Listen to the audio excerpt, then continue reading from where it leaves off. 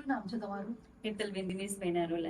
અચ્છા, શું તમને સમસ્યા શું હતી તમારી? પેટમાં દુખતું હતું ને ઝાડા ને એવું રહેતું હતું 2 વર્ષથી. 2 વર્ષથી એટલે 2 વર્ષ પહેલા તમે બહુ દવા કરી બધી પણ કઈ સારું જ ન થયું. અચ્છા, ઓકે. તો શ્રી મયમ ડોક્ટર યોગેશ વાણીને ત્યાં તમારે સંપર્ક કેવી રીતે થયો? મારા ભાઈનો દોસ્તાર આવ્યો હતો, એને અચ્છા. અહીંયાથી સારું થયું હતું. અચ્છા, એમણે તમને રેફરન્સ આપેલો? હા. ઓકે.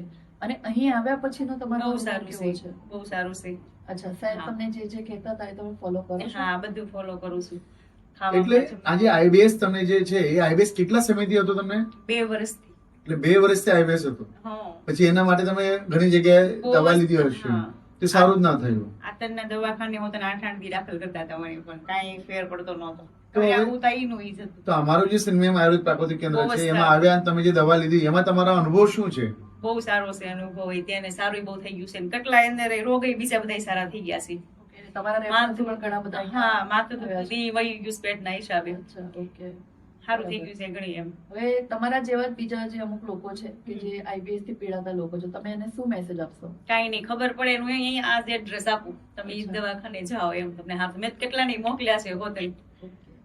તો તમે જોઈ શકો છો કે આરબીએસ વાળાને જે તકલીફ મટતી નથી, પણ શ્રી મયમ આયુર્વેદિક ક્લિનિક ડોક્ટર યોગેશ વાણીના દ્વારા અહીંયા સારવાર આપવામાં આવે છે. તો બધા અહીંયા સંપર્ક કરજો, એકવાર વિઝિટ કરજો એટલે તમને ખ્યાલ આવશે. હેતલબેન, તમને અમારા શ્રી મયમ આયુર્વેદિક ક્લિનિકથી તમને સ્વસ્થ રહો અને હા. મસ્ત રહો. Thank you. વેલકમ.